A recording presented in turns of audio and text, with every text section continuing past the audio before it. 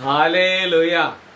യേശുവേ നന്ദി, യേശുവേ ആരാധന. എന്റെ പ്രിയപ്പെട്ട സഹോദരങ്ങളെ, ആത്മാവിന്റെ ദൂത് എന്ന ശുശ്രൂഷയിലേക്ക് ഈശോയുടെ നാമത്തിൽ നിങ്ങളെല്ലാവരും സ്നേഹപൂർവ്വം ഞാൻ സ്വാഗതം ചെയ്യുന്നു. ഒരുമിച്ച് പറഞ്ഞ് ഇന്നൊരു സ്വർഗസ്നായ പിതാവിന്റെ പ്രാർത്ഥന ചൊല്ലി കാഴ്ചവെക്കുന്നത് ബിന്ദുജ ENM നേഴ്സാണ്. അവൾക്ക് വിദേശത്തേക്ക് പോകേണ്ട തടസ്സങ്ങൾ മാറാണ്ട് പ്രാർത്ഥിക്കുന്നു. ടെൻസി ആന്റണി കുടുംബത്തിന്റെ കടബാധ്യത മാറാൻ പ്രാർത്ഥിക്കുന്നു. ഹെന്നൻ 1 വർഷമായി ആധാറിന്റെ എന്ത് കൊടുത്തിട്ട് അത് തിരിച്ചു കിട്ടുന്നതിന് വേണ്ടി പ്രാർത്ഥിക്കുന്നു. ഗ്രേസി ജോർജ് മകന് നല്ലൊരു വരുമാനമുള്ള ജോലി കിട്ടാനായി പ്രാർത്ഥിക്കുന്നു. മെർലിൻ മകളുടെ വിശുദ്ധീകരണത്തിന് വേണ്ടി പ്രാർത്ഥിക്കുന്നു.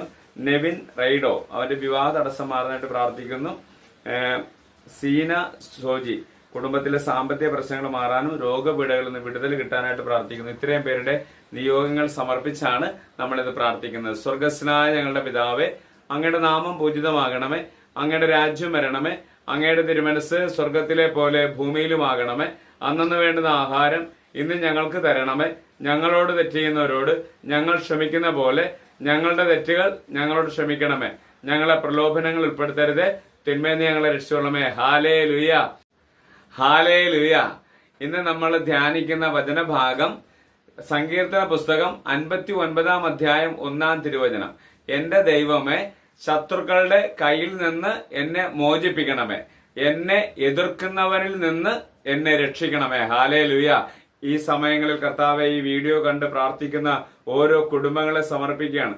ആമുഖത്തിൽ നിയോഗം വെച്ചിരിക്കുന്ന ഓരോ വ്യക്തികളെയും അവരുടെ ആവശ്യങ്ങൾ, അവരുടെ സാമ്പത്തിക മേഖലകള്, വിസ തടസ്സങ്ങള്, വിവാഹ തടസ്സങ്ങള്, സാമ്പത്തിക ബുദ്ധിമുട്ടുകൾ, പ്രതിസന്ധികൾ എല്ലാം മാറിപ്പോട്ടെ എന്ന് പ്രാർത്ഥിക്കുന്നു. അനേകർക്ക് ഈ വീഡിയോ ഒരു അനുഗ്രഹമായി മാറട്ടെ എന്ന് പ്രാർത്ഥിക്കുന്നു.